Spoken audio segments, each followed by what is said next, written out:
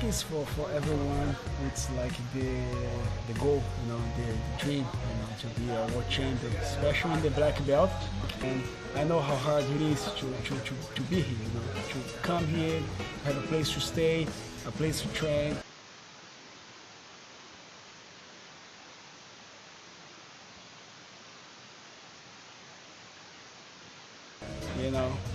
That's the point. Try to find them sponsorship, and that's pretty much what we try to do. Like give them something that I never had. My goal for sure is to build this team, to help these guys, But we always try to help somehow. I am 38-year-old. Combat veteran who started jiu-jitsu 7 years ago when getting off active duty. In the Army, we have combatives, and it's the Army's version of basic Gracie combatives, and it's what we use for unarmed self-defense. Started doing that in the Army, and it was a great outlet for stress and built up things inside your head.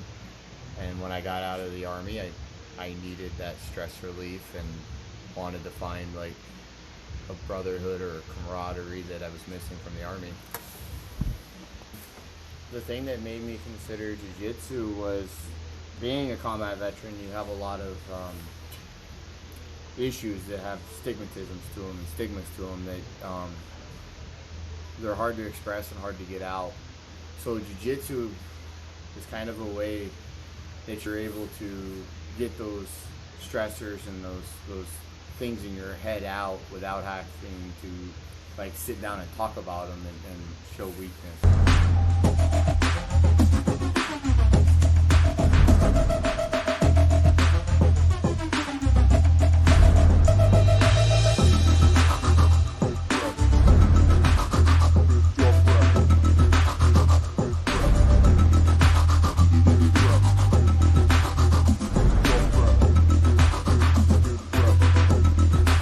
Okay, my name is Jose Suarez. I'm 41 years old.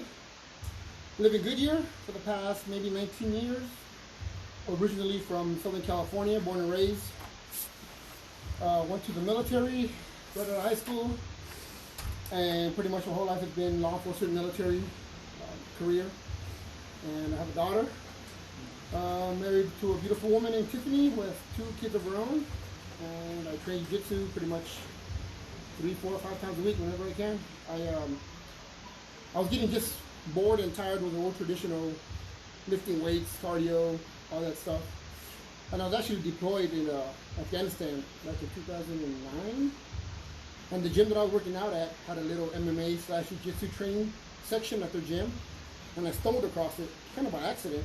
And I just took a little, I guess, free trial class, you can call it. And I just kind of just fell in love with it since then. I just started training, and I got addicted to it. I think meeting the people you come across. Like you meet people from all walks of life. Law enforcement, lawyers, doctors, plumbers, businessmen, you name it. I like that environment because here it's like a no-nonsense environment where you just train, meet good people, have fun, and leave everything else, your stress, your worries out of here, and you just come and train. And for me, this is exactly what it is. It's a stress reliever, it's therapy. Every time I come here, man, it's like a big weight off my chest. And everyone should at least try jiu-jitsu, at least once.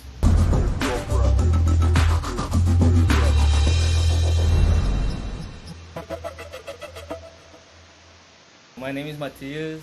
I have 22 years.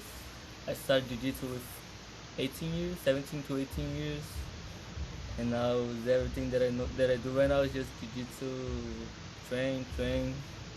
I left my family in Brazil to come here to live my dream. I always did a sport like judo, soccer. I did like pretty much everything, a little bit of everything. And then when I was 17 years old, I had this friend who used to do jiu-jitsu. And he introduced me. He said, "Oh, let's go. Let's train jiu-jitsu. I know you do sports." and you're like, you athletic, so let's try. I said, yeah, okay, I'm gonna give a chance for that. So I went there, and immediately I just fell in love. Before I came here, I read heard about him, like about his omoplatas, about everything. So I first came here in California. I got lost in the bar. So like something that I was supposed to meet him like at 2 p.m. I met him like 8 p.m. because I got lost. And the first place that he took me to go was Chipotle, and I couldn't even eat like half of the burrito. So yeah, like that was my first experience with him, and it's just building me like the minute I'm turning on. He's like my dad, like my second dad. He's been teaching me a lot of stuff, like how to improve my jiu-jitsu, like not just on the mats, like my whole life.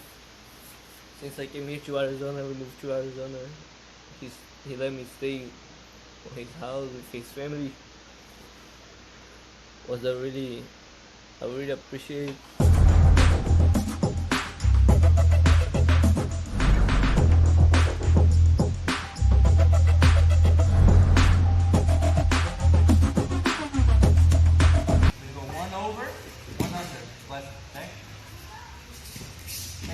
So, like how you said the seatbelt, 1 over, 1 under. So this time you're in front of the person. You're not gonna hold hand to hand. You're gonna hold the arm. You're gonna tug it back. Okay? Over, under. Like a seatbelt. So you hold here. Okay? Now, keep your butt back. And now, I'm gonna fall into this shoulder that's holding the arm. On my side. And then see that hook? Kick. Up on that.